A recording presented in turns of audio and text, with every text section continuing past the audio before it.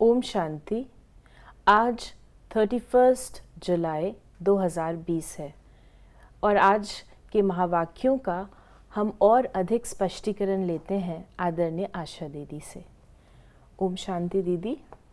आज बाबा ने कहा, मीठे बच्चे, ये वंडरफुल पाठशाला है जिसमें तुम पढ़ने वाली आत्माएं, आत्मा भी देखने में नहीं आती तो पढ़ाने वाले भी दिखाई नहीं देता। ये है नई बात।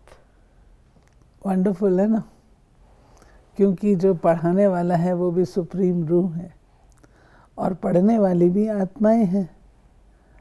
तो ना आत्मा दिखती है ना परमात्मा ही आँखों से दिखता है, लेकिन ये पाठशाला पढ़ रहे हैं, वो पढ़ा रहे हैं और हम पढ़ रहे हैं। हाँ, ये ज़रूर है, शरीर होता है तो शरीर के माध्यम से ही पढ़ते हैं, शरीर तो दिखता है। लेकिन बाबा कहते जब मैं पढ़ाता हूँ तो तुम शरीरों को थोड़ी पढ़ा रहा हूँ, मैं तुम्हारी आत्माओं को देखता हूँ। और हम बच्चे भी अनुभव करते हैं जो भी बातें बाबा पढ़ा रहे हैं हमारी आत्मा के लिए, शरीर के लिए तो नहीं है। शरीर के लिए तो दुनिया में बहुत ज्ञान है, लेकिन आत्मा के लिए जो ज्ञान है, आत्मा की उन्नति के लिए जो ज्ञान है, वो बाबा ही देते हैं। तो ये हमारी सटल लेवल पर पढ़ाई चलती है, ग्रॉस लेवल पर नहीं। प्रश्न है कि इस पाठशाला में तुम्हें मुख्य शिक्षा कौन सी मिलती है जो और कोई पाठशाला में नहीं दी जाती? यहाँ बाप अपने बच्चों को शिक्षा देते हैं, बच्चे अपनी कर्मेंद्रियों को वश में रखना, कभी भी किसी बहन पर बुरी दृष्टि न हो। तुम आत्मा रूप में भाई भाई हो और प्रजापिता ब्रह्मा के बच्चे बहन भाई हो। तुम्हें बुरे ख्यालात कभी नहीं आने चाहिए। ऐसी शिक्षा इस यूनिवर्सिटी के सिवाय कहीं भी नहीं दी जाती।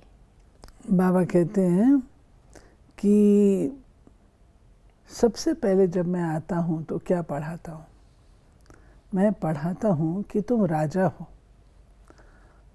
और राजा की ये सब कर्मेंद्रियाँ प्रजा हैं, तो तुम्हें तुम्हारे स्वमान के और स्वराज के सिंहासन पर बिठाता हूँ कि इन कर्मेंद्रियों को कंट्रोल करो।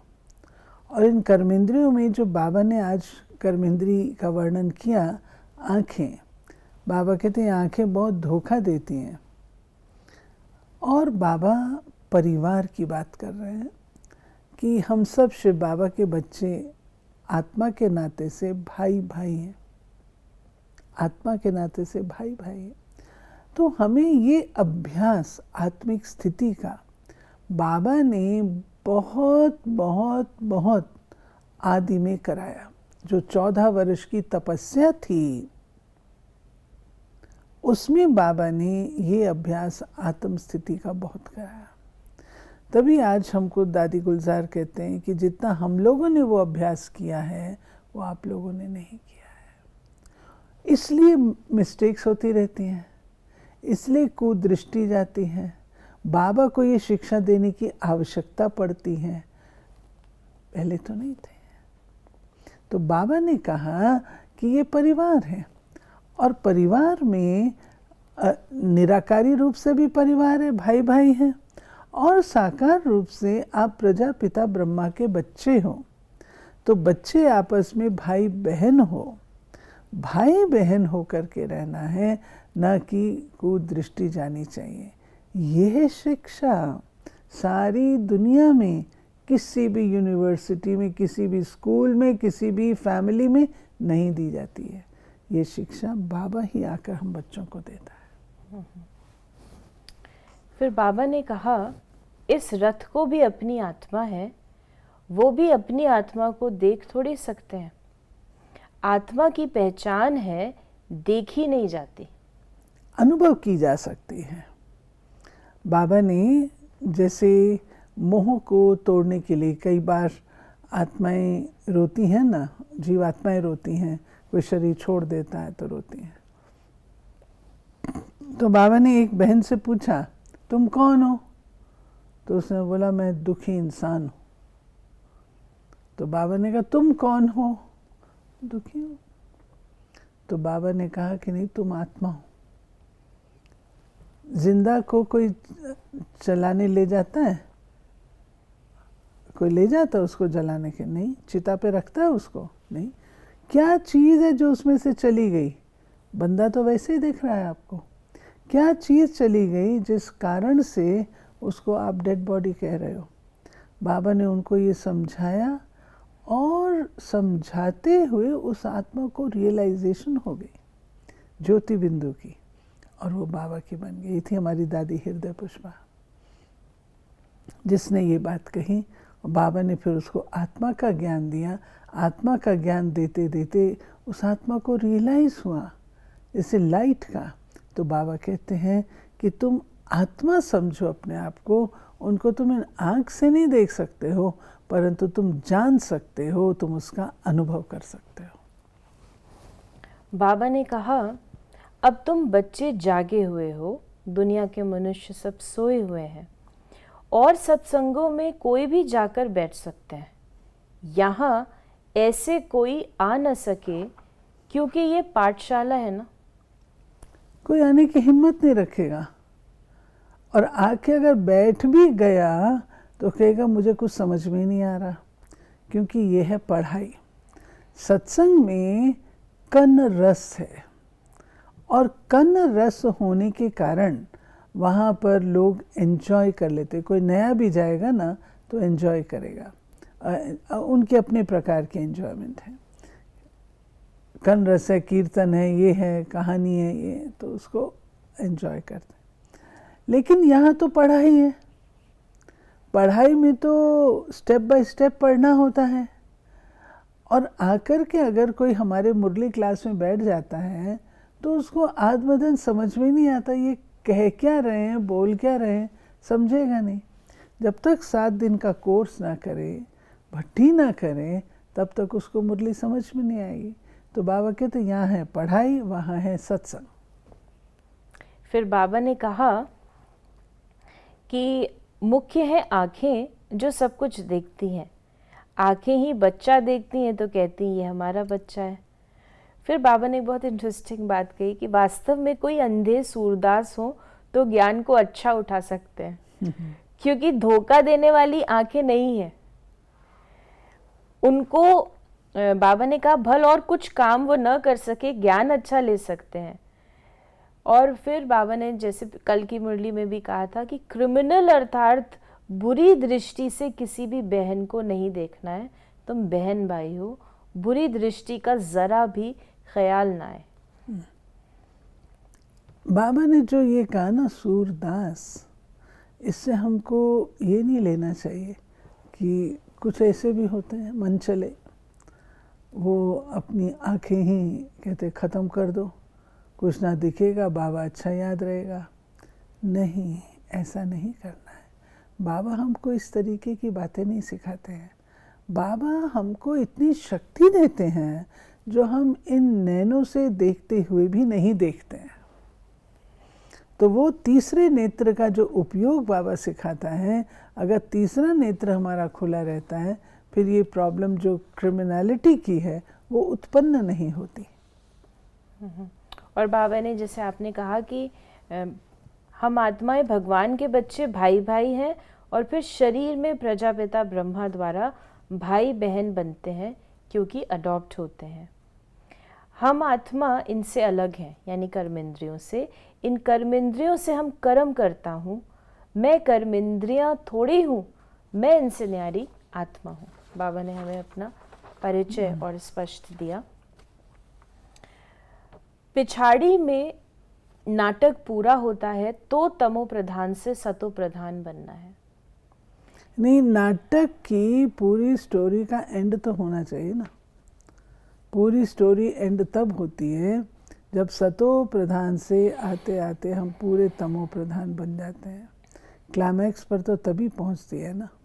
उसके बाद फिर एंटी क्लाइमैक्स, फिर वो शुरू होता है सत्यों की दुनिया। तो पहले पूरी तमो प्रधान, तो तमो प्रधान को सतो प्रधान बनाने के लिए शिव बाबा का आना, और फिर ये दुनिया सतो प्रधान बनती है। और बाबा ने आँखों के लिए एक और चीज़ बोली, मुख के लिए। तो बाबा ने कहा, बाबा कहते हैं सबसे जास्ती धोखा देने वाली ये आँखें हैं। मुख भी म्याऊं म्याऊं तब करता है जब आँखों से चीज़ देखते हैं, तब दिल होती है ये खाऊं, इसलिए कर्म इंद्रियों पर जीत पानी है।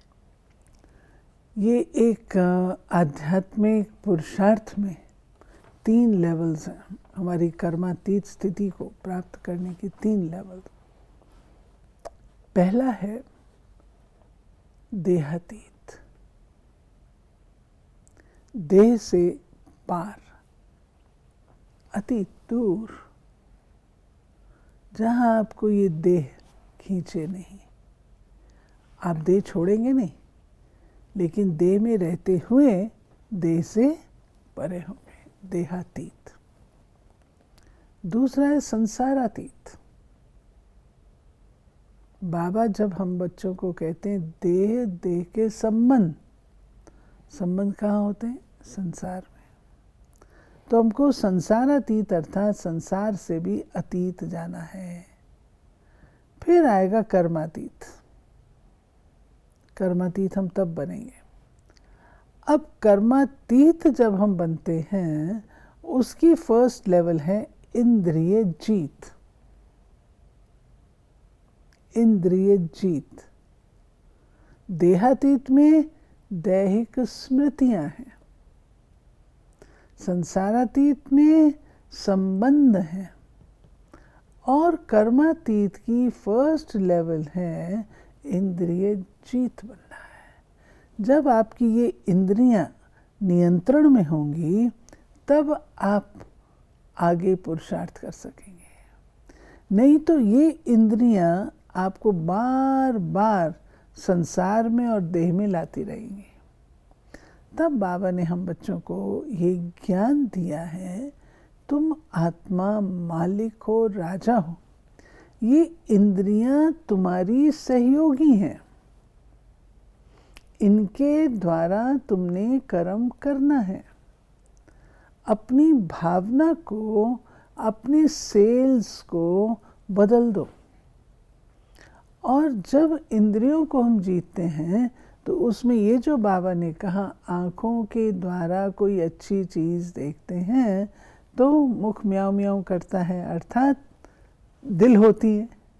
कईयों के अंदर कामुक वृत्ति होती है, कईयों के अंदर क्रोध की वृत्ति होती है, कईयों के अंदर लोभ बहुत होता है, मोह होता है, अहंकार होता है। ये पांचों विकार पैदा कहाँ से होते हैं? कर्मेंद्रियों से ही आते हैं ना। मनसा में आती है, फिर कर्मेंद्रियों से व्यक्त होते हैं ना। तो बाबा इसलिए कहता है इन कर्मेंद्रियों को बच्चे तुमको जीतना है। उसको जीतेंगे तो ये सब चीज़ें हमारी पास हो जाएंगी। और आज बाबा ने हमें ये भी बताया कि तुम बच्चों को समझाने की अथॉरिटी है। जैसे वो शास्त्र अथॉरिटी से सुनाते हैं, सुनने वाले भी मस्त होते हैं, पैसे देते रहते हैं, संस्कृत सिखाओ, गीता सिखाओ। तो बाबा ने आज हमें अथॉरिटी दी है कि ज्ञान सुनाने की तुम्हारे पास अथॉरिटी है। ये है निश्चय की बात। जितना निश्चय होता है, उतना हम ज्ञान उतनी अथॉरिटी से समझा सकते हैं। नहीं तो हमारे बोल भी थोड़े नरम ही निकलते हैं। हाँ, आप कह तो ठीक रहे हैं, लेकिन बाबा ने हमको ये समझाया। और दूसरा बोलने का तरीका है, नहीं, जो कुछ आपने सुना वो सुना, लेकिन अब भगवान ये सुना रहा है, फ़र्क पड़ जाता है। तो बाबा कहते हैं कि ज्ञान की अथॉरिटी बनो, जैसे वो हैं शास्त्रों की अथॉरिटी। अपनी बात जो कि सही भी नहीं है, इतने ज़ोर शोर से कह रहे हैं, इतने अथॉरिटी से कह रहे हैं, आप तो सत्य ज्ञान सुनाते हो। तो सत्य ज्ञान सुनाते हो तो कितना पावरफुली अथॉरिटी से आपको सुनाना चाहिए। बाबा ने आज का जो हमें वरदान दिया है कि ब्रह्म मुहूर्त के समय वरदान लेने और दान देने वाले बाप समान वरदानी महादानी भव। ब्रह्म मुहूर्त के समय विशेष ब्रह्मलोक निवासी बाप ज्ञान सूर्य की लाइट और माइट की किरणें बच्चों को वरदान रूप में देते हैं। साथ साथ ब्रह्मा बाप भाग्य विदाता के रूप में भाग्य रूपी अमृत बांटते हैं। सिर्फ बुद्धि रूपी कलश अमृत धारण करने योग्य हो।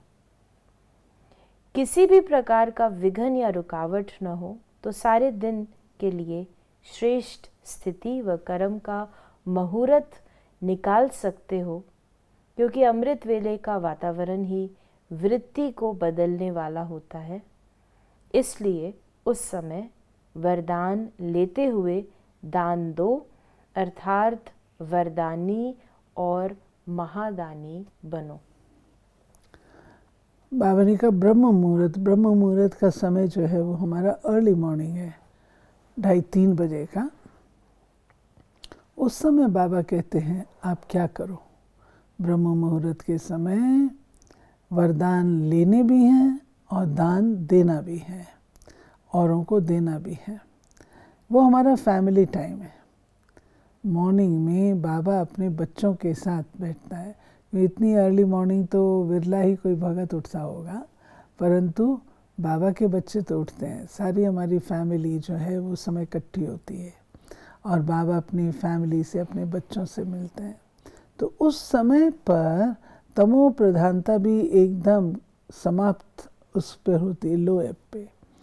और वो जो समय है वो सहज याद का है, कोई उसमें इंटरफेरेंस, इंटरप्शंस नहीं होती हैं।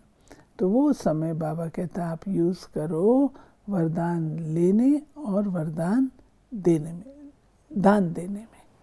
बाबा ने शब्द यूज किया कि भाग्य रूपी अमृत बांटते हैं बाबा। उस समय बाबा भाग्य बांट रहा है। कहा जाता है ना, जिस समय ब्रह्मा ने भाग्य बांटा तो आप कहाँ थे? छलनी में लिया था क्या? आज का स्लोगन है क्रोधी का काम है क्रोध करना और आपका काम है स्नेह देना। ये करना चाहिए। क्रोधी का, जब कोई व्यक्ति क्रोध करता है तो दूसरा कहता है मैं कोई इससे कम थोड़ी हूँ, तुरंत रिएक्ट करता है, जवाब देता है। ये भी एक्सप्रेशन ऑफ क्रोध है। और